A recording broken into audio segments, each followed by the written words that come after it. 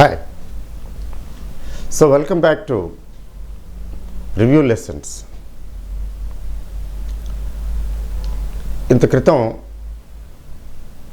we spent a lot of time on averages, technical analysis basis మీద ఎలా average చేయాలి, తర్వాత ఇండెక్స్ ఫండ్స్ అయితే ఎలా యావరేజ్ చేయాలి, తర్వాత జనరల్గా యావరేజింగ్ అంటే ఏమిటి, ఎలా ఉండాలి, వాటి గురించి చాలా లెసన్స్ స్పెండ్ చేసాం మనం.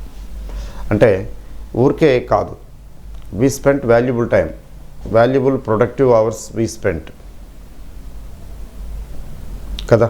మీరు కూడా చాలా టైము స్పెండ్ చేసి లెసన్స్ చూశారు, ఎందుకంటే మీరు కూడా టైం స్పెండ్ చేశారు, వాల్యుబుల్ టైం. మీ టైం కూడా ప్రెషర్సే కదా. ఏంటి జరిగింది, ఎందుకు అలాగా అంత టైం స్పెండ్ చేసాము అంటే, యాక్చువల్గా వాలటైలిటీ అనేది special feature of stock market. Uncertainty అనేది very very common feature, important common feature of stock market. అది ఎంతకీ చిక్కనటువంటి చేతికి చిక్కకుండా పోతున్నది అంటారే, అంత ఒక పట్టాన పట్టుకు దొరకనటువంటి ది స్టాక్ మార్కెట్. మీకు ఈ పాటికి అర్థమై ఉంటుంది, ఎందుకంటే చాలామంది మీరు చాలామంది చాలా ఇన్వెస్ట్ చేశారు. మార్కెట్ ఏమిటో దాని ఇష్టం వచ్చినట్టు వెళ్ళిపోతున్నది, మనం కొనేమో తగ్గుతాయి, పెరిగినాయేమో కొనలేకపోయామో అని ఆలోచిస్తున్నాము. రకరకాల డిఫరెంట్ యాంగిల్స్లో ఏం చేస్తే మనకి లాభాలు వస్తాయి, ఒక పక్కన చూడబోతే స్టాక్ మార్కెట్లో డబ్బులు బాగా వస్తాయంటారు. ఇదేంటి, నాకేంటి, నేను కొన్నవి రెడ్లో ఉన్నాయి, ఇట్లా రకరకాలుగా చాలా తర్జన భర్జనలు పడుతూ ఉంటుంటారు, ముఖ్యంగా బిగినింగ్ స్టేజ్లో, లెర్నింగ్ స్టేజ్లో. అంటే కన్ఫ్యూజన్. ఈ కన్ఫ్యూజన్ అనేది special feature of stock market. ఏమి చేయాలి, ఎలా చేయాలి తోచకపోవటం, ఇదొక చక్రవ్యూహం లాంటిది కదా. అంటే మీకు సింపుల్గా అభిమన్యుడు స్టోరీ మీకు తెలిసే ఉంటుంది. అభిమన్యుడికి చక్రవ్యూహంలో ప్రవేశించడమే కానీ బయటికి రావటం తెలీదు, అందువల్ల అయిపోతాడు అక్కడ.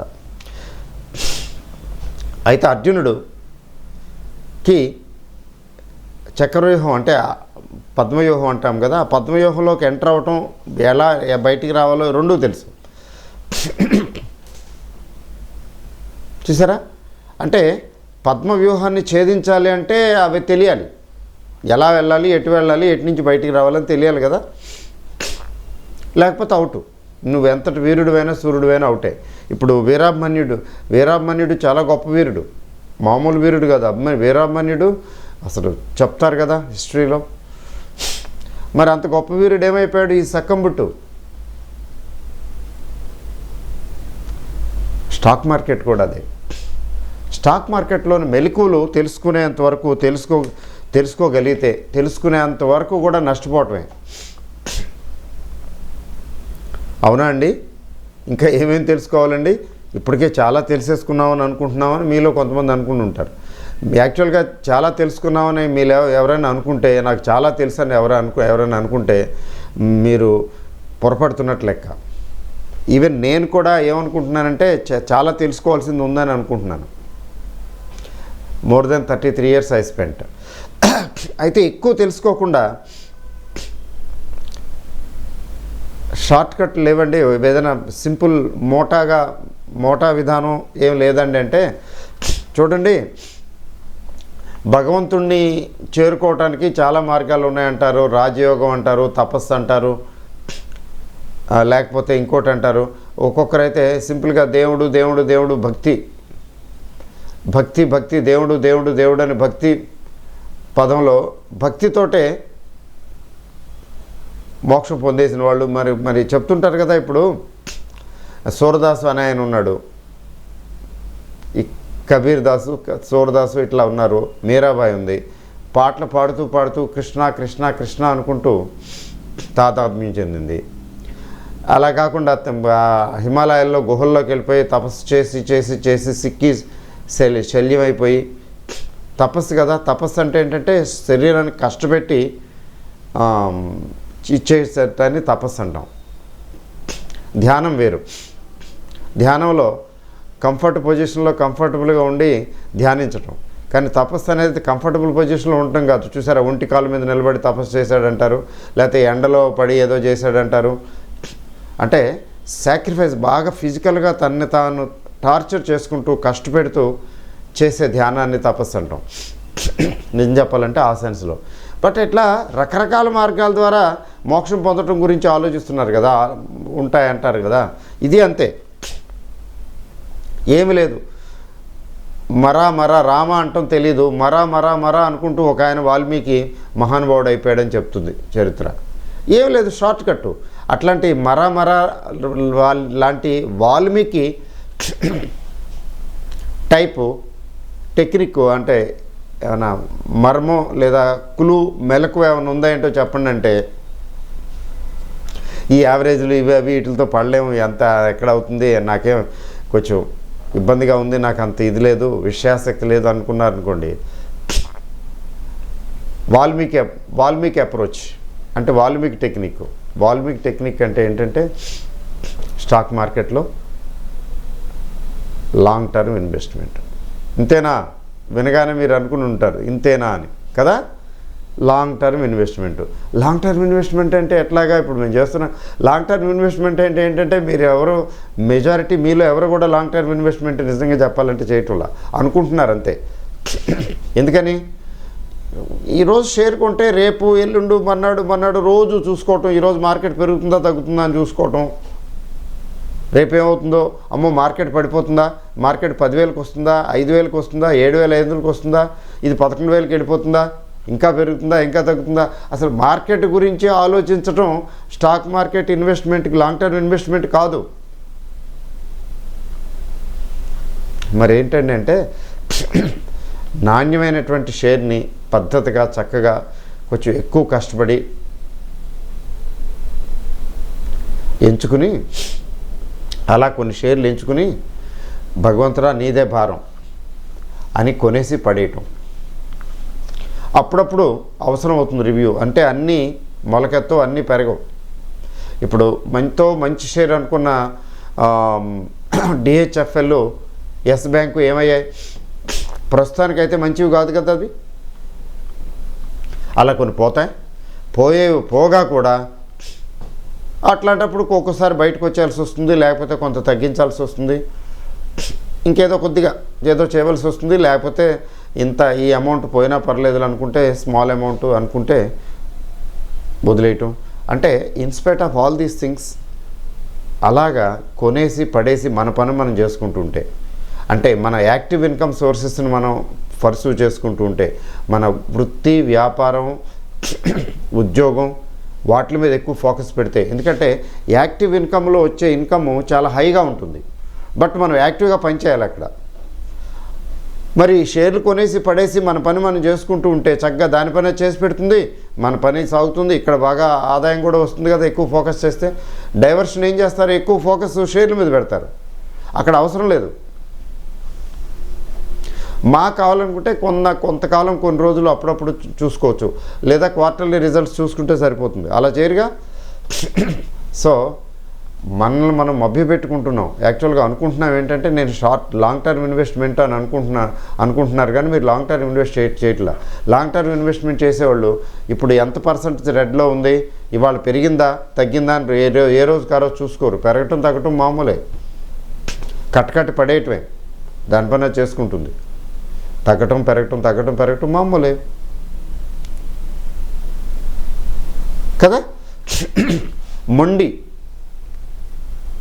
అప్రోచ్, నిజం చెప్పాలంటే ఆ మొండి అప్రోచ్, వాల్మీకి అప్రోచే ఎక్కువ బెటర్ రిజల్ట్ ఇస్తుంది. ఎందుకంటే మనం యాక్టివ్గా ఉండి జడ్జి చేయడానికి ప్రయత్నిస్తే మన హ్యూమన్ ఎర్రర్ తాలూకు జడ్జిమెంట్ ఎర్రర్ వస్తుంది. ఆ జడ్జిమెంట్ ఎర్రర్ వల్ల అయిపోతాం. అంతెందుకు, మల్టీ బ్యాగర్ స్కీమ్స్లో షేర్లు కూడా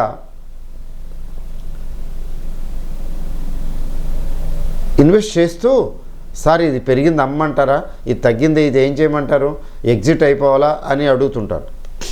అటు మల్టీ బ్యాగర్ స్కీమ్ అంటే ఏంటి, long term, more than 7 years, 10 years and above ఆలోచించాలి.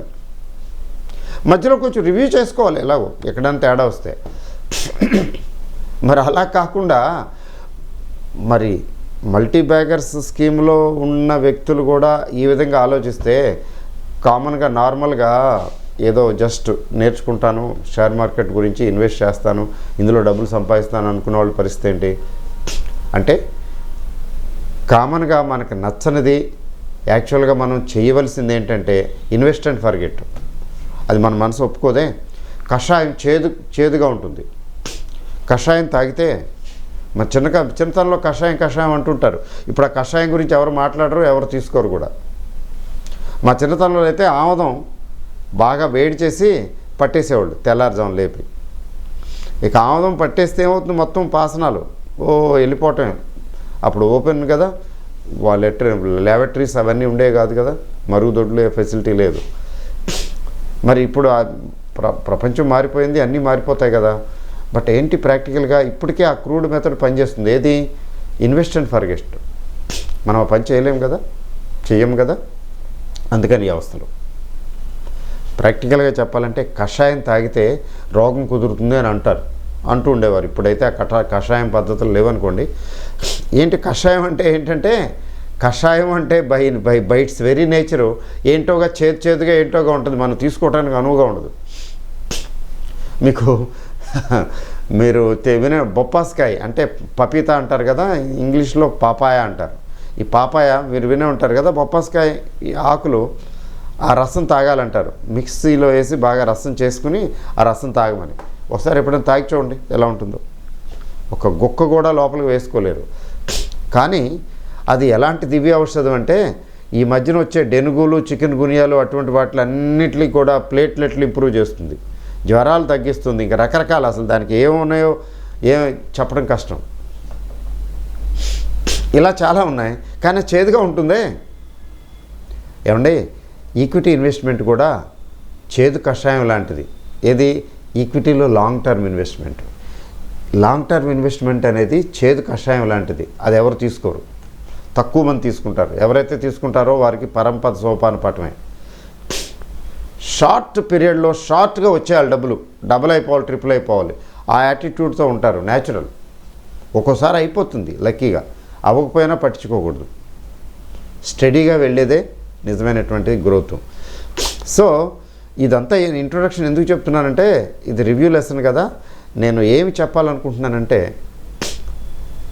In the journey of stock market which is uncertain, confusing and volatile. Uncertainty, confusion, తర్వాత వాలటైలిటీ, ఈ మూడు ఖచ్చితంగా ఉంటాయి. తర్వాత అన్సర్టన్గా ఉంటుంది, మనం దాన్ని నిర్ధారించలేము. వాలటైల్గా ఉంటుంది, పైకి కిందకి అట్లా ఊగుతూ తగ్గుతూ పెరుగుతూ దాన్ని అర్థం చేసుకొని అందకుండా పోతుంది, అందుబాటులో లేకుండా పోతుంది. కన్ఫ్యూజను ఉండటం మూలన రాంగ్ డెసిషన్స్ ఎక్కువ తీసుకుంటాము.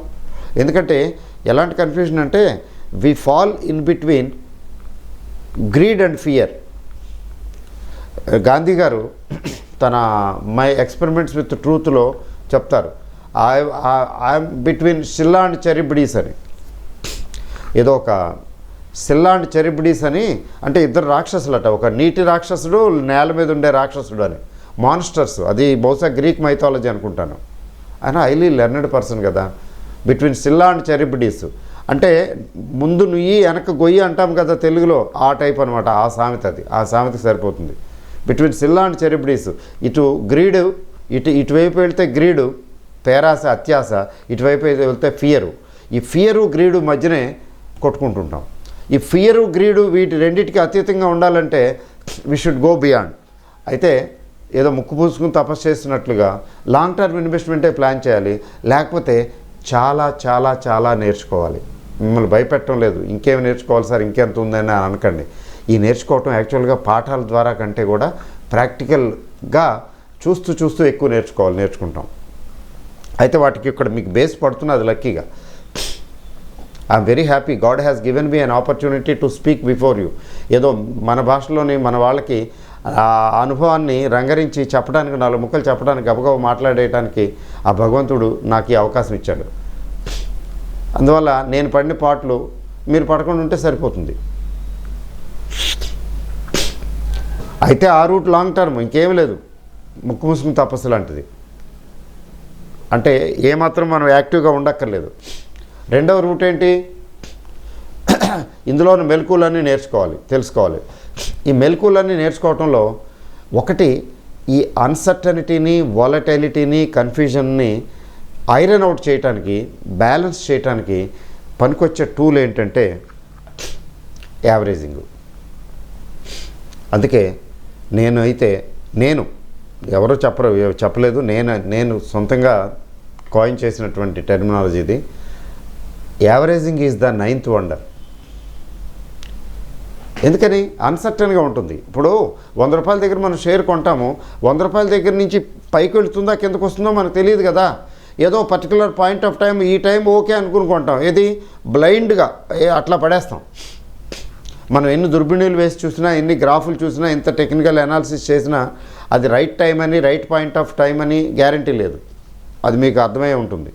కాబట్టి a particular point of time at which we purchase a share is not necessarily the right time. Long టర్మ్లో తీసుకుంటే ఇంకా డిఫరెంట్గా ఉంటుంది. షార్ట్ టర్మ్ కూడా కరెక్ట్గా జడ్జి చేయలేకపోవచ్చు. మరి దానికి ఏంటి? పైకి వెళ్తే ఓకే బాగుంది, 100 దగ్గర కొన్నాను, పైకి వెళ్తున్నది. మరి కిందకు వస్తే అయ్యో తగ్గిపోతున్నది, కొంచెం వెయిట్ చేసి కొనుంటే బాగుండేదని. అట్లా ఏంటి? బ్లైండ్ గేమ్ కదా ఇది.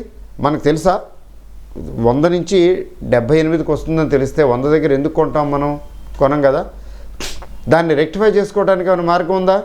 అయితే ఫండమెంటల్లీ ఓకే, మనం నమ్మి అది మంచి షేర్ అని అనుకున్నప్పుడు ఆ 78 దగ్గర, 80 దగ్గర, 82 దగ్గర ఇంకొకసారి ఇంకొంచెం క్వాంటిటీ కొంటాం. అప్పుడేమవుతుంది? 100-80 అనుకుందాం, 100-80 కలిపి యావరేజ్ 90 అవుతుంది. అంటే సేమ్ క్వాంటిటీ అనుకుంటే. అంటే అట్లీస్ట్ మనం చేసిన మిస్టేకు ఇక్కడ 50% రెక్టిఫై అవుతున్నది. 90కి రావటం ఈజీ, 100కి వెళ్ళటం కంటే కూడా. 90 తొందరగా చేరుతుంది కదా. మన యావరేజ్ 90 అయింది కదా. కాబట్టి యావరేజింగ్ అనే ప్రిన్సిపల్ తీసుకున్నట్లయితే, యావరేజింగ్ ప్రిన్సిపల్ని కొంచెం జాగ్రత్తగా అర్థం చేసుకుని అప్లై చేయటం మొదలు పెడితే, చేయగలిగితే అక్కడ కూడా చాలా వరకు మనకి మన హ్యూమన్ జడ్జిమెంట్ తాలూకు ఎర్రర్స్ ఏమైతే ఉంటాయో గ్యారంటీగా ఉంటాయి. టు ఎర్ర ఈజ్ హ్యూమన్. మీరు, నేను, ఈ ప్రపంచంలో ఎవరైనా సరే ఏదైనా ట్రై చేస్తే అన్సర్టన్ ఫీల్డ్లో మీరు జడ్జి చేయడానికి ప్రయత్నిస్తే అది రైట్ అవటానికి, రాంగ్ అవటానికి 50% ప్రాబబిలిటీ ఉంటుంది. కాయిన్ ఎగరేసినట్టే. అన్సర్టనిటీ, థియరీ ఆఫ్ ప్రాబబిలిటీ మాత్రమే ప్రివేల్ అవుతుంది. అంటే అక్కడ ఏం కావాలంటే జడ్జిమెంట్ కాదు, బ్లైండ్గా దిగిపోయి ఫర్దర్ కోర్స్ ఆఫ్ యాక్షన్, అంటే ఫర్దర్ వచ్చేటటువంటి డెవలప్మెంట్స్కి అనుగుణంగా యాక్ట్ చేయటం, అంటే రెక్టిఫికేషన్. ఆ రెక్టిఫికేషన్ ప్రాసెస్ యావరేజింగ్ అంటే. కాబట్టి విధిగా యావరేజింగ్ తెలుసుకుంటే మంచిది. అంటే యావరేజింగ్ని ఎగ్జాక్ట్గా యాక్యురేట్గా యావరేజింగ్ ప్రిన్సిపల్ని మనం అప్లై చేయగలుగుతామంటే అక్కడ కూడా మళ్ళీ కుదరదు. అక్కడ కూడా నియర్ పాసిబుల్ పాయింట్ దగ్గర యావరేజ్ చేయగలుగుతాం. అంతేగాని ఎగ్జాక్ట్గా అప్రోప్రియేట్ పాయింట్ దగ్గర మనం యావరేజ్ చేయగలుగుతాం అనేది లేదు. సో యావరేజ్ గురించి చాలా లెసన్స్లో చాలా విషయాలు చెప్పడం జరిగింది. ఇప్పుడు రివ్యూలో ఏంటి చెప్తానంటే, అది చెప్పిందే చెప్పడం కాదు, మీరు ఎవరైనా మీ యావరేజ్ లెసన్స్ కన్నా చూడకపోతే, మిస్ అయితే, ముందు ఆ యావరేజ్ లెసన్స్ అన్నీ చూడండి. ఆ యావరేజ్ మీద ఏమేమైతే లెసన్స్ ఉన్నాయో అవన్నీ చూసిన తర్వాత come back to this review lesson. That is the right approach. ఎలా అంటే చూడండి, యావరేజ్ ఇక్కడ ఒకటి జనరల్గా యావరేజ్ ఎలా చేయాలనే దాని గురించి డిస్కస్ చేసాం. రెండోది టెక్నికల్స్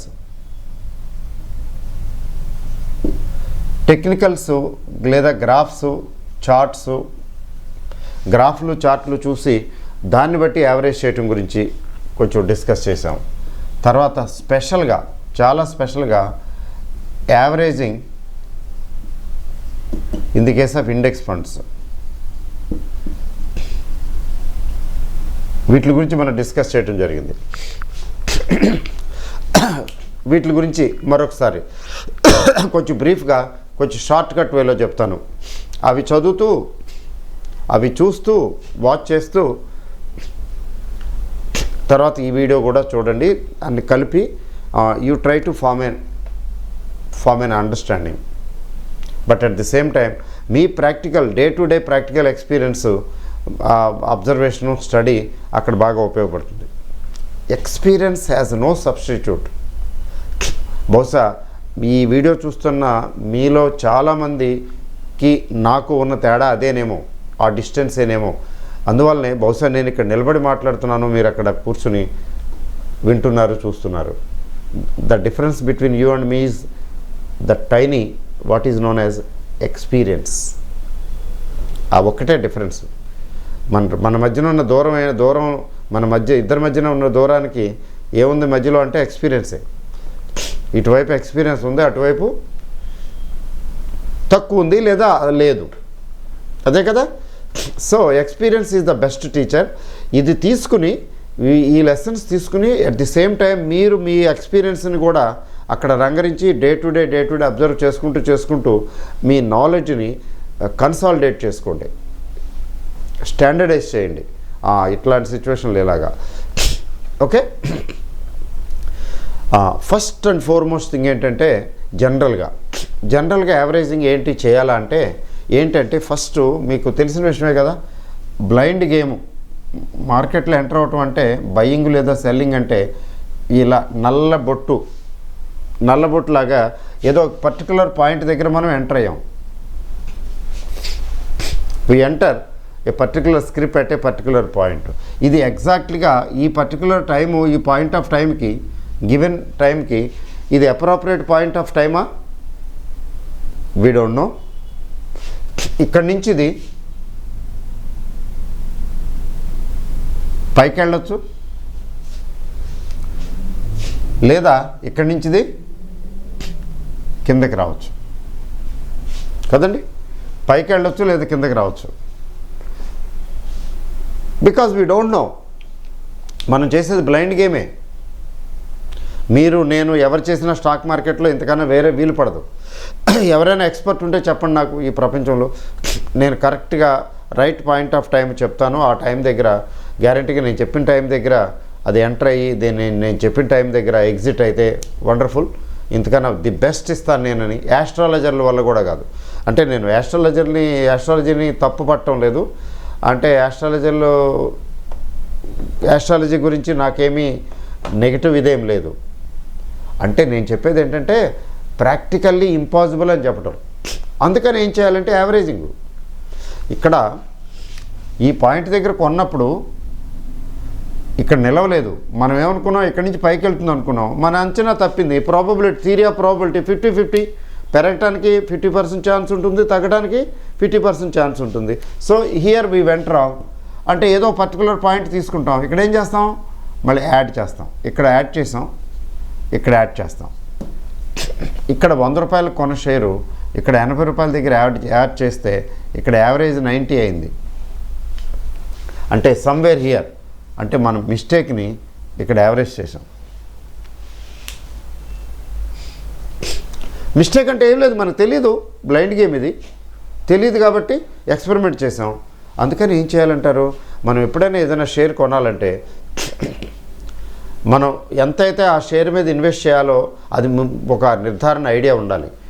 ఎంతైతే మనం ఇన్వెస్ట్ చేయాలనుకుంటున్నాం ఆ పర్టికులర్ షేర్ మీద, అందులోంచి సగం మాత్రమే చేయాలి. నన్ను అడిగితే కొత్త వాళ్ళు అయితే, బిగినర్స్ అయితే 1/3 చేయండి అని చెప్తాను. 1/3 కాదులేండి పర్వాలేదంటారా, 50%. మీరు 10,000 పర్టికులర్ స్టాక్లో ఇన్వెస్ట్ చేయాలనుకుంటే ఫస్ట్ ఒక 5,000 చేయాలి. ఏమండి 5,000 ఇక్కడ పెట్టి 100 రూపాయలు పెట్టుకుంటే 120 రూపాయలు అయిపోతే ఆశాభంగం కదండి. ఏంటి 10,000 పెడితే 2,000 వచ్చేది, ఇప్పుడు 5,000 పెట్టడం వల్ల 1,000 రూపాయలు వస్తున్నదే. సారీ, అది 100 రూపాయల షేర్ 80 రూపాయలు రావడానికి కూడా ఈక్వల్ ప్రాబబిలిటీ ఉంది కదా. అంటే విన్నింగ్ అండ్ లూజింగ్ యావరేజ్, ఆ పాజిబిలిటీ ఈ పాజిబిలిటీ రెండింటిని యావరేజ్ చేస్తాం. అందువల్ల నో రిగ్రెట్. తగ్గితే యావరేజ్ చేస్తాం, పెరిగితే ఓకే వదిలేస్తాం. లేదు ఇది పెరుగుతూ పోతుంది, ఇది అంత తేలికైన విషయం కాదనుకుంటే ఎక్కడో ఇంకో చోట ఇంకోసారి కొంటాం. 100 రూపాయల దగ్గర కొన్నాం, 120 దగ్గర కొన్నాం, ఇంకా పెరుగుతుంది, వండర్ఫుల్. అప్పుడు ఏం చేయాలో తెలుసండి, జాగ్రత్తగా వినండి. టు ది పాయింట్ నేను వెళ్ళకపోతే చాలా పెద్ద చాటభారతం అయిపోతుంది. మళ్ళీ లెసన్ రివ్యూ లెసన్ కదా. ఇలా పెరుగుతున్న షేరు మనకు అందకుండా వెళ్ళిపోతుంది, ఇంకా పెరుగుతుంది, నేను ఇంకా ఎక్కువ ఇన్వెస్ట్ చేయాలని అనిపిస్తుంది. అంటే అక్కడ గ్రీడ్ లైట్గా ఎంటర్ అవుతుంది మైండ్లో. నేను పెట్టిన ఇన్వెస్ట్మెంట్ ఏంటి, అదేంటి, దాని పరిస్థితి, తర్వాత మార్కెట్ న్యూస్ అవి ఇవే ఉన్నాయనుకోండి, ఎట్ ది మోస్ట్ ఇంకొకసారి మాత్రమే యాడ్ చేయండి పర్వాలేదు. ఇది కూడా రైజింగ్ యావరేజ్ అంటాం. ఇక్కడ ఒకసారి 100 దగ్గర కొన్నాం, 120 దగ్గర కొన్నాము, మన యావరేజ్ ఇక్కడ 110 అయింది, ఇంకా పెరుగుతుంది. గుర్తుపెట్టుకోండి. ఏం చేయాలంటే ఇక్కడ మళ్ళీ యావరేజింగ్ ప్రిన్సిపల్ అప్లై చేయాలి. అది 120 నుంచి 500 అవ్వచ్చు, 1000 రూపాయలు అవ్వచ్చు, లేకపోతే ఆ 120 నుంచి మళ్ళీ 80కి రావచ్చు కదా. Anything can happen. అక్కడ మళ్ళీ ఏంటంటే యావరేజింగ్ ప్రిన్సిపల్ ఇక్కడ ఏం చేయాలంటే ఈ 120 నుంచి 160 180 ఏదో స్టేజ్కి వెళ్ళింది అనుకోండి, ఏది లెట్ us హోప్. అట్లా వెళ్ళినప్పుడు ఇన్వేరియబుల్లీ ఎక్కడో చోట ఇక్కడ యాడ్ చేసిన ఇదైతే రెండు ఒకటేలేండి, 50% తీసేసి బయటకు వచ్చేయాలి.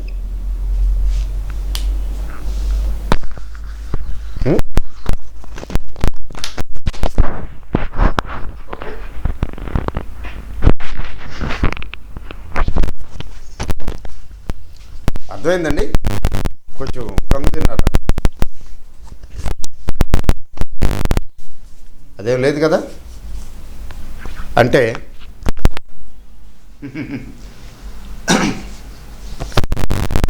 ఎందుకని 50% తీసేయాలంటున్నారంటే అలా ఉంచేస్తే ఇంకా పెరిగిపోతే 1000 రూపాయలు అయిపోవచ్చు.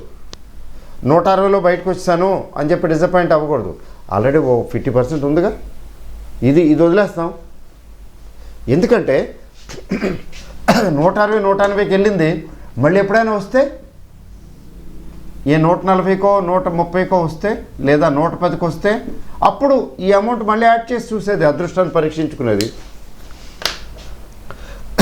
ఆస్కార్ వైల్డ్ అంటాడు కదా, women marry second time to try there luck once again అని.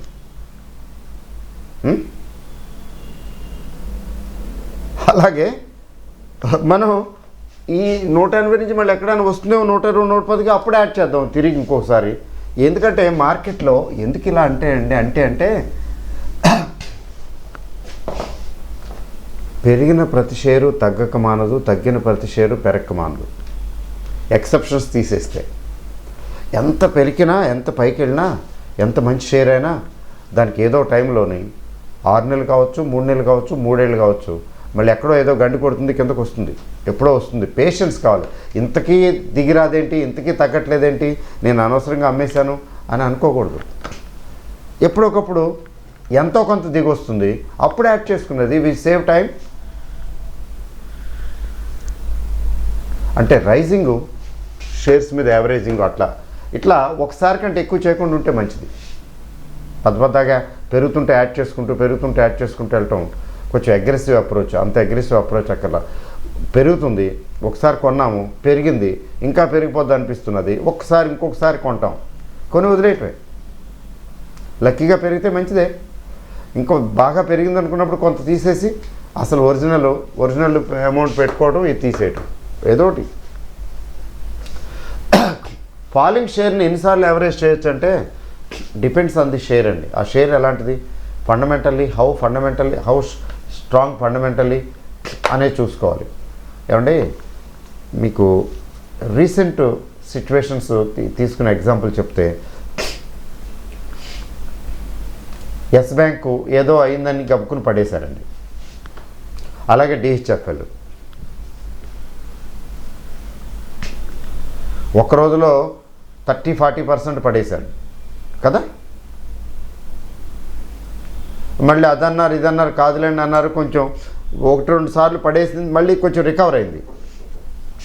అయ్యాయి, ఎస్ బ్యాంకు రికవర్ అయింది, డిహెచ్ఎఫ్ఎల్ రికవర్ అయింది.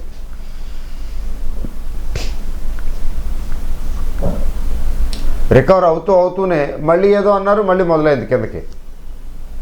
ఈసారి మళ్ళీ పైకి వెళ్ళే ఉద్దేశం లేదా అన్నట్టు పడుతున్నాయి. మరి ఎస్ బ్యాంక్ లాంటిదే లేదా డిహెచ్ఎఫ్ఎల్ లాంటిదే ఏదైనా ఇంకోటైనా షేర్ తీసుకోండి, ప్యూసీ జ్యువెలర్స్ తీసుకోండి, ఏదో ఒకటి తీసుకోండి. ఒక్కసారి ఏదైనా న్యూస్ వచ్చినప్పుడు అమాంతం పడిన తర్వాత ఖచ్చితంగా ఒకసారి అయినా 2 సార్లు అయినా మళ్ళీ తిరిగి రికవర్ అవుతుంది, లేస్తుంది. లేచింది లేచే ఉంటుందా లేకపోతే మళ్ళీ పడిపోతుందా అనేది ఇట్స్ $1 బిలియన్ క్వశ్చన్. లేచి మళ్ళీ బతికి బట్టగట్టి పైకి వెళ్ళింది అనుకోండి, వండర్ఫుల్. వెళ్ళకపోతే ఈసారి పడేటప్పుడు ఇంకొంచెం ఎక్కువగా పడుతుంది. Falling share is like A falling knife అంటారు స్టాక్ మార్కెట్లో. ఇట్లా చూడండి, ఇది చెప్పే ఉంటాను మీకు. అంటే ఇక్కడ పడింది, ఇట్లా తీసుకున్నాం, ఇట్లా రికవర్ అయినట్టు అయింది, మళ్ళీ పడింది, మళ్ళీ రికవర్ అయింది, మళ్ళీ పడింది. ఏంటిది చెప్పండి?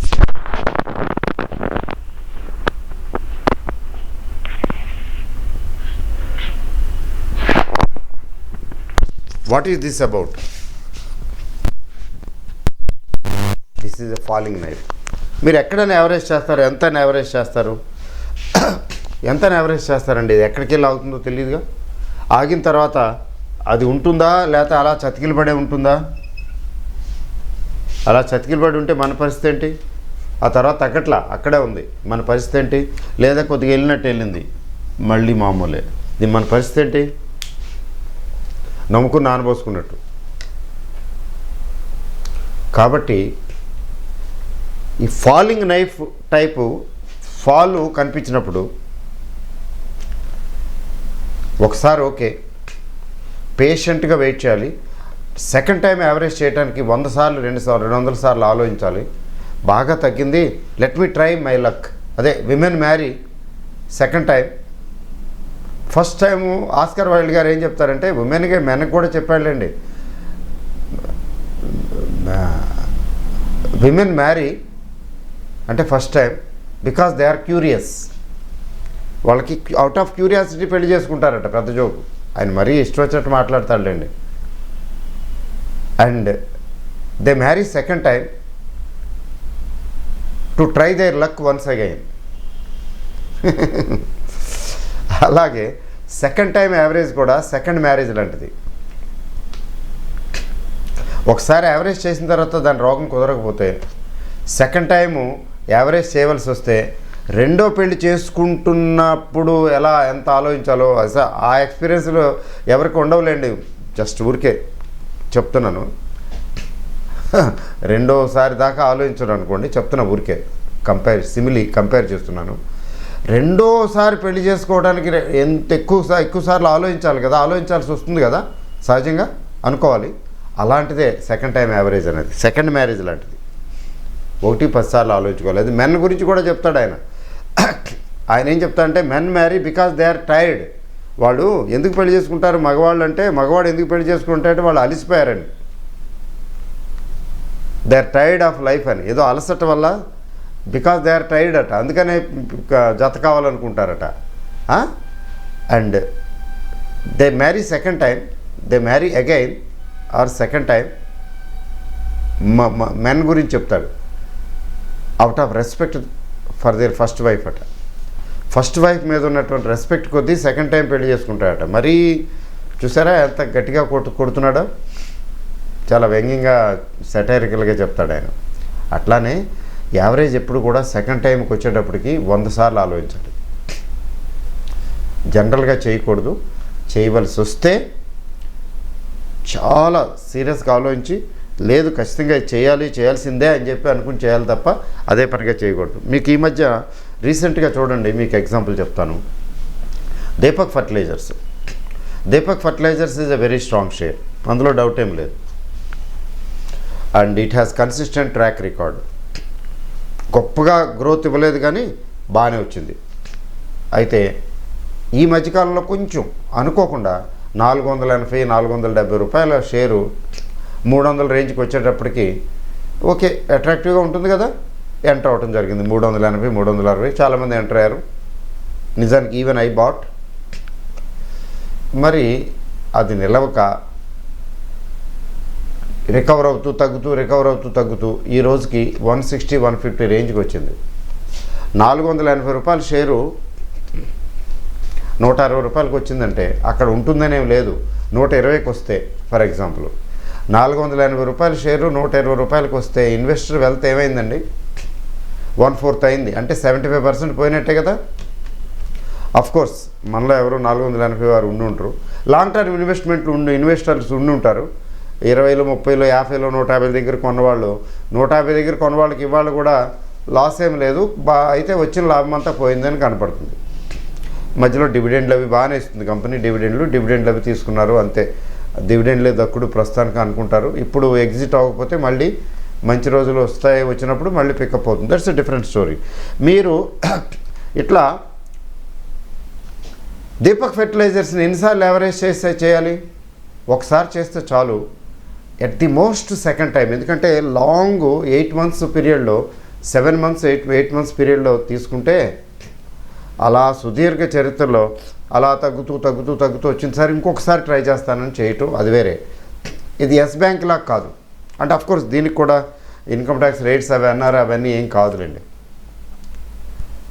సో ఎస్ బ్యాంక్ లాగా ప్రత్యేకించి స్పెషల్గా ఏం లేదు కాబట్టి, బ్లెమిష్ లేదు కాబట్టి okay at the most 2 times. మరి 2 సార్లు మించి యావరేజ్ చేస్తే, నాకు మిత్రులు ఒక ఆయన ఉన్నారు, చాలా పెద్ద ఆయన, దగ్గర నా వయసు ఉంటుంది, లేదా నాకన్నా కొంచెం చిన్న వయసు ఉంటుంది. మరి ఆయన పోర్ట్ఫోలియో లక్షల్లోనూ ఉంటుంది. 1 కోటి రూపాయలు ఉండొచ్చు, బహుశా 1 కోటి రూపాయలకి అటు ఇటుగా ఉండొచ్చు. అప్పుడప్పుడు కాన్వర్జేషన్ జరుగుతుంటుంది. అప్పుడు ఆయన ఫోన్ చేస్తుంటాడు, చాలా పెద్ద ఆయనే. అఫ్కోర్స్ నా గ్రూప్కి సంబంధించిన ఆయనేం కాదు, జనరల్ యూట్యూబ్ వేరే. అయితే ఆయన ఎట్లా అంటే మొండి బండ షేర్లను కూడా కొనేయగలడు. అంటే లాస్ట్ 30 ఇయర్స్ నుంచి ఉన్నాడు సవ్యసాచి. మొండి షేర్లు కూడా కొనేయగలడు ధైర్యంగా. అంటే రిలయన్స్ ఆర్కామ్ ఉంది, కొనేయగలడు. ఇంకా బండగా ఇంకేమైనా ఉందనుకోండి, పేర్లు చెప్పడం ఎందుకు, కొనేయగలడు. కొనేసి అక్కడి నుంచి యావరేజ్ చేసుకుంటూ వెళ్ళి దాని సంగతితో తేల్చి సాధ్యమైనంత వరకు ప్రాఫిట్లోకి రావడానికి ట్రై చేస్తాడు. అంటే బండగా పోతే మొత్తం పోతుంది, ఛాన్సెస్ ఉన్నాయి కదా. యావరేజ్ చేసుకుంటూ వెళ్ళి అది లక్కీగా బ్రతికి బట్టకడితే, నిలబడితే బయటకు వచ్చేస్తాడు. He makes profit or at least he will recover his money happy. అంటే డై హార్డ్ అప్రోచ్. అది రాంగ్ అని రైట్ అని నేను అంటూ లేదు. ఇలాంటివి నేను చేశాను ఎక్స్పెరిమెంట్లు. నేను చేసిన ఎక్స్పెరిమెంట్స్ అట్లా చెప్పాల్సి వస్తే ఈ వీడియోలు సరిపోవు. నాకు షుగరు రానా షుగర్స్, వెరీ గుడ్, గుర్తుకొచ్చింది లక్కీగా పేరు. ఆ రానా షుగర్స్ దాంట్లో 10-11 రూపాయల దగ్గర ఎంటర్ అవటం జరిగింది. 15 దాకా కూడా వెళ్ళినట్టుంది. 2 అకౌంట్లో ఒక అకౌంట్ ఏమో ప్రాఫిట్స్ బుక్ చేసి వదిలేసి 2 అకౌంట్లో అలా వదిలేయటం జరిగింది. ఏంటో చూద్దామని. అది 10 రూపాయల దగ్గర నుంచి 3 రూపాయలు 2.40 అనుకుంటాను. అంటే మరి దీని పరిస్థితి ఏంటండి? అయితే ఎన్నిసార్లు యావరేజ్ చేసుంటానో నాకే గుర్తులేదు. చాలాసార్లు చేశా. అంటే తగ్గినప్పుడల్లా చూస్తాను, ఇంకెంత తగ్గుతుందో చూస్తాను, ఇంకేమైతే అయిందిలే, పోయిందైతే పోయింది. ఆ పిచ్చి రోజుల్లో 30-40 వేలు దాకా ఈ సింగిల్ షేర్లో పెట్టుంటాను. 5,000 10,000తో స్టార్ట్ చేసింది 30-40 వేలు. అలా ఈ ఫాలింగ్ నైఫ్ని భరిస్తూ 2 రూపాయలు 40 3 రూపాయల దగ్గర ఎక్కడో మొత్తానికి లాస్ట్ ఇన్వెస్ట్మెంట్ అండి. ఒక స్టేజ్లో విసుకొచ్చేస్తుంది కదా, కట్టి పక్కన పడేసినట్టుగా. దాని వైపు చూడాల 2 ఏళ్ళో 3 ఏళ్ళో గుర్తులేదు నాకు ఎంతకాలం అలా వదిలేశాను. వన్ ఫైన్ డే మళ్ళీ ఎప్పుడో అనుకోకుండా ఏదో షుగర్ ఇండస్ట్రీ అన్నారు, అదన్నారు, ఇదన్నారు, మళ్ళీ మొదలైందండి. రూపాయలు 6 రూపాయలు 7 రూపాయలు అలా వచ్చింది. చూస్తుంటే నా యావరేజ్ ఇంత చేసుకుంటూ వస్తే దీని యావరేజ్ ఎంత వచ్చిందంటే 5 రూపాయలు 60 పైసలు ఎంత వచ్చిందండి మొత్తానికి. బండగా చాలాసార్లు యావరేజ్ చేసుకుంటూ వస్తే, అసలు బండగా చేయకుండా ఇక్కడోసారి చేసి ఇంకో 2 సార్లు లేదా 3 సార్లే చేసుంటే యావరేజ్ నాకు చాలా తక్కువ ఉండేది. 5.60 6 రూపాయలు దగ్గరలో ఉందండి. Sorry, what ever it is. అయితే లక్ అనాలా లేకపోతే స్కిల్ అనాలో తెలీదు. ఆ రోజుల్లో మరి ఏదో చేసేవాళ్ళం కదా. 9 రూపాయల దగ్గర 500 అమ్ము. ఇంకా మర్నాడు ఇది అప్పర్ సర్క్యూట్. పైగా ఏంటంటే ఇది అప్పర్ సర్క్యూట్ మొదలుపెట్టింది. ఎందుకని మంచిదిలే అని 9 రూపాయలన్నర దగ్గర 10 రూపాయల దగ్గర అప్పర్ సర్క్యూట్ ఉంటుంది కదా, 5% సర్క్యూట్ ఏదో బ్రేకరు. అట్లా 10 రూపాయలు 40 పైసలు ఎంతో నాకు గుర్తులేదండి. 10 రూపాయల రేంజ్లో 9 రూపాయల రేంజ్లో మొత్తానికి ఆ రేంజ్లో 3 సార్లు 4 సార్లు అమ్మేసి, లాస్ట్ది కూడా అమ్మేసిన తర్వాత కూడా ఒక రూపాయి పెరిగింది. పెరిగితే ఇంకెందుకులే అనుకుని వదిలేస్తే you will be surprised to know I made about 25,000 rupees profit in this. More than 50% profit వచ్చింది ఓవరాల్గా. కానీ ఎంత రిస్క్ తీసుకున్నాను. ఇది మొత్తం జీరోయే. 40,000 కూడా 2 ఏళ్ళు 3 ఏళ్ళు దండం పెట్టేసి వదిలేశాను. ఒక స్టేజ్లో చేతులు ఎత్తేసి ఇంక నా వల్ల కాదు, నేను యావరేజ్ చేయలేదని. కానీ ఇట్లాంటి ఎక్స్పెరిమెంట్స్ మీరు చేయకండి.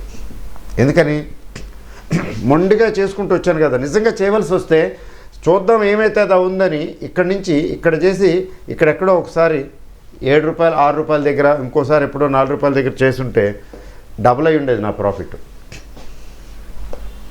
క్రూడ్గా చేసినా కూడా. కానీ every time it went down, I got the temptation and I added quantity. ఇట్లా ఫాలింగ్ నైఫ్ వాటి జోలికి వెళ్ళకూడదు. ఆ మిత్రుడు నేను చెప్పాను కదా, హైదరాబాద్ మిత్రుడు, ఆయన నాకన్నా నాకన్నా చాలా మొండి. అంటే నేను ఇప్పుడు చేయనులేండి, ఇప్పుడు ఇట్లా చేయను, ఇట్లాంటి యావరేజ్లు నేనేం చేయను, అట్లాంటి షేర్ల జోలికి వెళ్ళను. అవన్నీ లెసన్స్ కదా.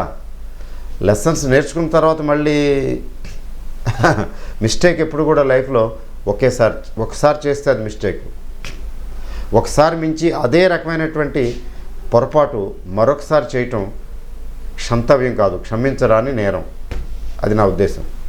ఒక్కసారి ఒక వ్యక్తి ఒక మిస్టేక్ని ఒక వ్యక్తి జీవితంలో ఒకేసారి చేయాలి. అదే మిస్టేక్ని రెండోసారి చేశాడు అంటే సారీ, అది నేరం నా దృష్టిలో. ఇట్లా యావరేజ్ చేసేటప్పుడు జాగ్రత్తగా ఉండాలి కదా. తర్వాత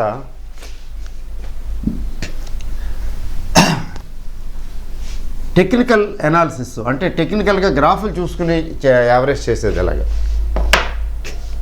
గ్రాఫులు చూసుకుని చేసేటప్పుడు అండి, గ్రాఫ్స్ చాలా వరకు చెప్తాయి మీకు. గ్రాఫ్స్ చదవటం తెలిస్తే దీనికి ఎక్కువ టైం పడుతుంది. అయితే గ్రాఫులు చూసి చేసినంత మాత్రాన మనకి వచ్చేస్తుంది, మనం సక్సెస్ఫుల్గా చేయగలుగుతామంటే గ్యారంటీ లేదు. ఉన్నట్టుండి ఒకసారి పైకి అందుకుంటుంది. అది ఆ స్టేజ్లో పైకి అందుకుంటుంది అంటే సారీ, నమ్మటానికి లేదు. అసలు గ్రాఫుల్ని నమ్మమని ఎవరు చెప్పారు? నేను ఇలాగా ఓపెన్గా పబ్లిక్గా ఈ స్టేట్మెంట్ ఇస్తుంటే చాలామంది కోపం వస్తుంది. ముఖ్యంగా ఇంట్రాడేలు ఆడేవాళ్ళు, వాళ్ళు పెద్ద పెద్ద చార్టుల గురించి అనలైజ్ చేసేవాళ్ళు, వాళ్ళకి ఎంత కోపం వస్తుందంటే పిచ్చి కోపం వస్తుంది. పైగా ఏవేవో కామెంట్లు కూడా చేయగలరు. Because they have every right to do that. They are not wrong.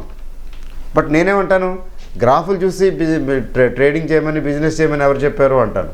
ఎందుకంటే ఒకటి, గ్రాఫులు పాస్ట్ ఇప్పటివరకు జరిగింది ఏంటో చెప్తాయి. దీన్ని బేస్ చేసుకుని ఎలా జరగబోతుంది అనేది మనం డిసైడ్ చేసుకోవాలి. అవి కూడా స్టాండర్డ్ ప్రిన్సిపల్స్ ఉన్నాయి. ఇలా వచ్చినప్పుడు ఇలా వస్తుంది అనే గ్రాఫులు చెప్తాయి. అంటే ఇంటర్ప్రిటేషన్ ఉంటుంది, కానీ అలా రావాలని ఏం లేదు. It may go in the other direction. మీకు ఎంత ప్రమాదం అంటే ఎక్కువ ఎగ్జాంపుల్స్ నేను చెప్పలేను, కానీ ఉండండి ఒకసారి. ఈ మధ్యనే అంటే ఫ్యూ డేస్ మీకు అంతగా పనికొచ్చే సబ్జెక్టు కాకపోవచ్చు. ఈ సెటిల్మెంట్ జరిగిన ఘటన చెప్తాను మీకు. ఫస్ట్ అండి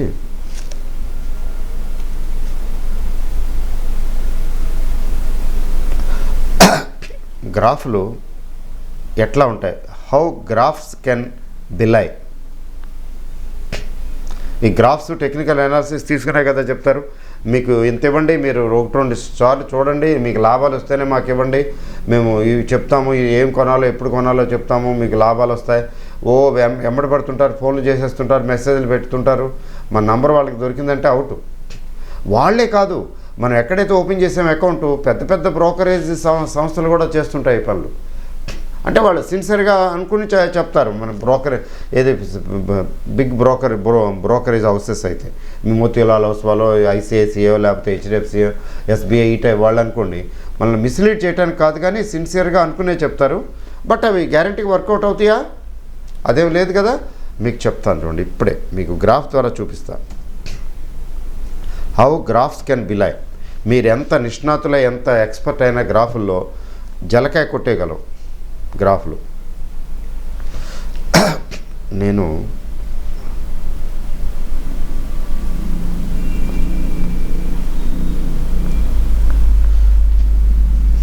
రీసెంట్గా, వెరీ రీసెంట్ అండి,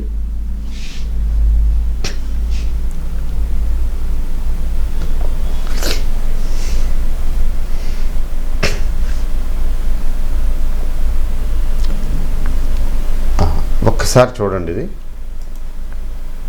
ఇది ఈ కంపెనీ పేరండి L&T ఫైనాన్స్ అండి. L&T finance holdings limited. ఈ L&T ఫైనాన్స్ హోల్డింగ్స్ లిమిటెడ్ జాగ్రత్తగా చూడండి గ్రాఫు. కొద్ది రోజుల కిందట, అంటే బహుశా 10-15 రోజులు అయి ఉంటుంది, 1 వీక్ 10 డేస్. ఇది ఇక్కడ చూడండి జాగ్రత్తగా, బహుశా ఈ స్టేజ్ ఏ డేటో చూడండి, మీరు చూడండి, అరౌండ్ దిస్ స్టేజ్ అండి. ఈ స్టేజ్ ఎక్కడ ఉందండి? 132 ఉంది కదండి. ఎస్, 131.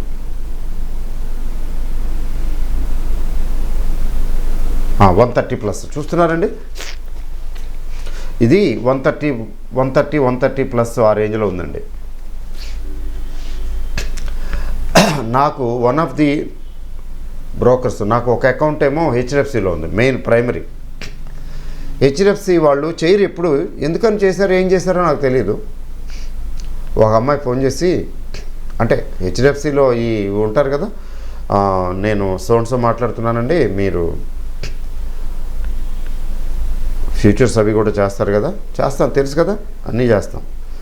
మీరు L&T ఫైనాన్స్ షార్ట్ సెల్లింగ్ చేయండి, 130 ప్లస్ అట్లా చెప్పింది. 130 ప్లస్ ఉంది అమ్మాయి చెప్పినప్పుడు. 131 దగ్గర L&T ఫైనాన్స్ ఈ సిరీస్, నవంబర్ సిరీస్కి షార్ట్ సెల్ చేయండి. తర్వాత ఇప్పుడే ఈ సెటిల్మెంట్లోనే 2-3 రోజుల్లో ఇది 128కి వస్తుందండి అని చెప్పింది. 127, 128.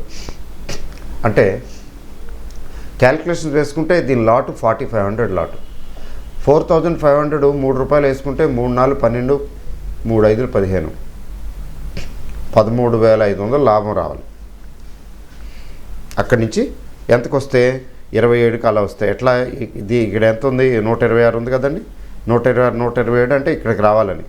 ఎందుకని ఎలా చెప్పింది, ఏ బేసిస్ మీద చెప్పిందంటే చూడండి, ఇది ఇక్కడ వరకు వచ్చి రికవర్ అయినట్టు అయ్యి, okay, moving in a narrow range అండి. నేరో రేంజ్ వస్తూ ఇక్కడికి వచ్చేటప్పటికి పట్టు సడలింది, అంటే కొంచెం జారుడు వల్ల కొద్దిగా తగ్గింది చూడండి. ఇది పీకు, తర్వాత ఇక్కడికి వచ్చేటప్పటికి ఇదేమిటి డౌను, అంటే పైకి వెళ్ళలేక కొద్దిగా కిందకు నొక్కుతున్నది కదండి.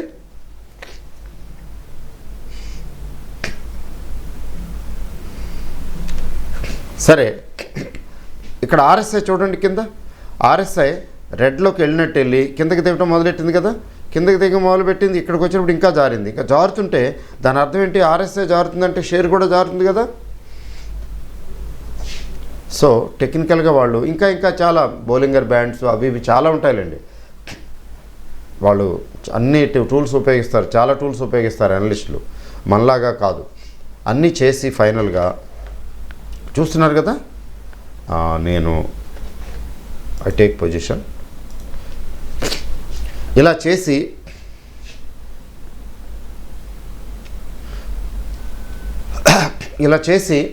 చెప్పారు. నేను జస్ట్ చెక్ చేశాను వెంటనే, ఏదో చూద్దాం, నేను ఊరికే చూద్దాం ఎక్స్పెరిమెంటు చెప్పి హెచ్డిఎఫ్సి వాళ్ళు ఎప్పుడు ఇట్లా చేయరే ఏంటి, ఫోన్ చేసి చెప్తుంది, సర్లే ఓకే అని ఓకే అని చెప్పి నేను చూశాను, పొజిషన్ చూస్తే నాకు అనిపించింది, జారుడు వల్ల జారుతుంది కాబట్టి చెప్పారా అని చూసి నేను చూసేటప్పటికి ఇంకొంచెం తగ్గింది.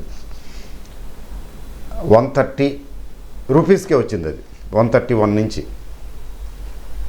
ఎంతో టైం పట్ల షార్ట్ పీరియడ్లోనే వచ్చింది. అమ్మాయి చెప్పిన 10 మినిట్స్కి ఇవన్నీ చెక్ చేసిన తర్వాత ఓకే అంటే ఇది ఇక్కడ నుంచి కొంచెం డౌన్వర్డ్ ట్రెండ్లో ఉంది కాబట్టి ఇక్కడ నుంచి ఆర్ఎస్ఐ కూడా ఫాలింగ్ మోడ్లో ఉంది కాబట్టి ఇక్కడ 2-3 రూపాయలు వస్తాయి చూద్దాం అని చెప్పి షార్ట్ కొట్టా. జాగ్రత్తగా వినండి, ఇది ఇంకొక నేను కొట్టిన తర్వాత 10 పైసలు 5 పైసలు 15 పైసలు తగ్గిందో, ఎక్కువ తగ్గి ఉండదు. ఇక్కడ నుంచి మళ్ళీ అందుకుంది. ఎక్కడికి వచ్చిందండి? 136కి వచ్చింది, 135 అంటే 5 రూపాయలు, 5×4 = 25,000 రూపాయల లాస్ అక్కడ. డెరివేటివ్స్ అందుకే చేయకూడదని, డెరివేటివ్స్ గురించి క్షుణ్ణంగా చాలా చక్కగా అర్థం చేసుకుని మెచ్యూరిటీతోటి మెచ్యూరిటీ ఉన్న వాళ్ళే చేయాలి. వాళ్ళకు అది కూడా హెడ్జింగ్లో నిష్ణాతులు అయి ఉండాలి. ఓన్లీ డెరివేటివ్స్ వితౌట్ హెడ్జింగ్ ఇంకేం లేదు. ఎక్కడికి వెళ్ళిపోతారు. మీలో ఈ చేసేవాళ్ళు ఉండుంటారు, చూసేవాళ్ళలో ఒకటారా చేసిన వాళ్ళు ఉండుంటారు, మీకు తెలుసు, నేను చెప్పక్కర్లేదు. ఇప్పుడేంటి నా పరిస్థితి? 20,000 లాస్ కనిపిస్తున్నది. 120 అంత దాకా వెళ్ళనివ్వలేదు. నేను చూస్తూనే 133, 134 అయింది. అయితే అప్పుడు నెక్స్ట్ ఏం చేశాను, అది it's a big story. I can't explain also. Explain చేస్తే మీకు అర్థం కాదు.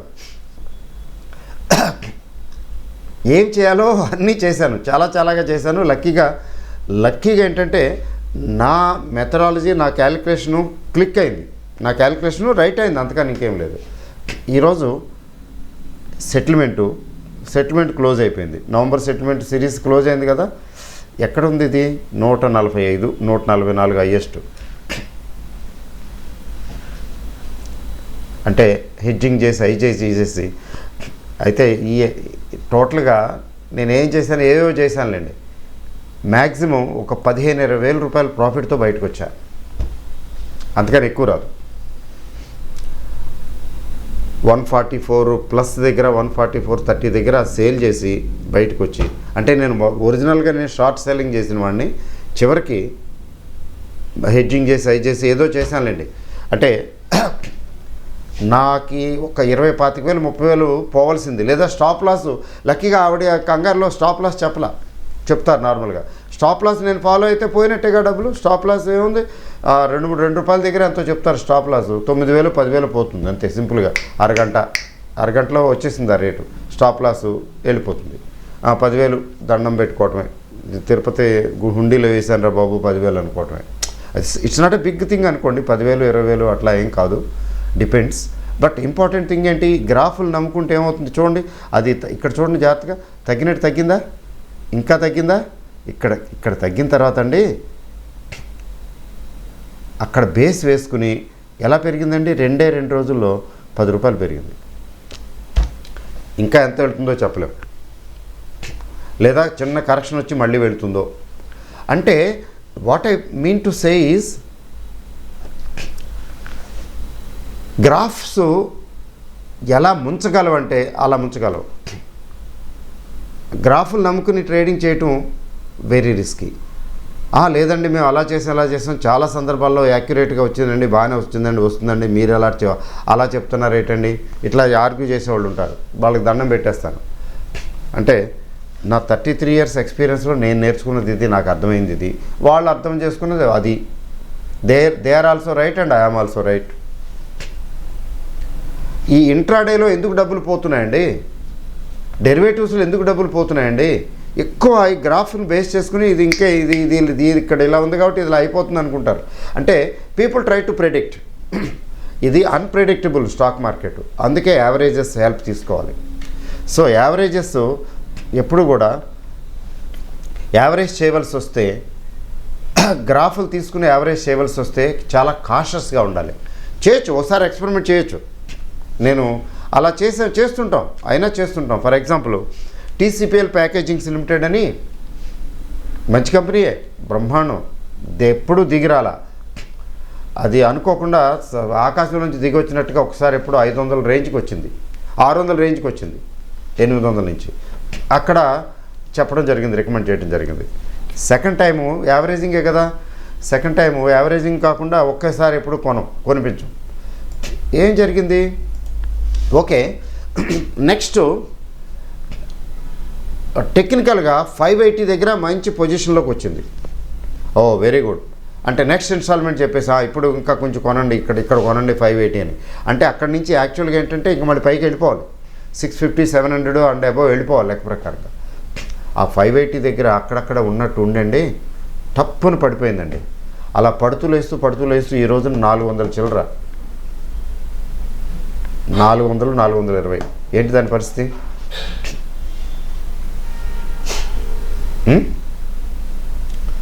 సో యావరేజెస్ బేస్ చేసుకుని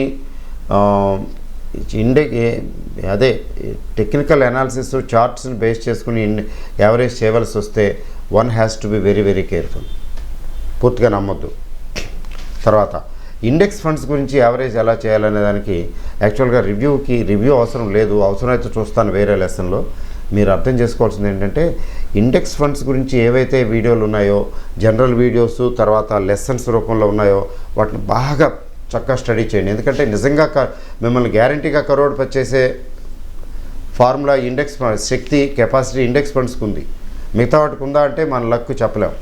అక్కడ లక్తో పని లేదు, మనం కొనేసి పడేసి మర్చిపోవటం అంతే. ఆ రెండే చేయాలి చాలు. That index fund takes you to riches, it will make you a crorepati. Okay అండి, wish you all the best. One has to be very careful about యావరేజెస్ని లైట్గా తీసుకోకండి. Please take them seriously and try to implement. Okay, all the best.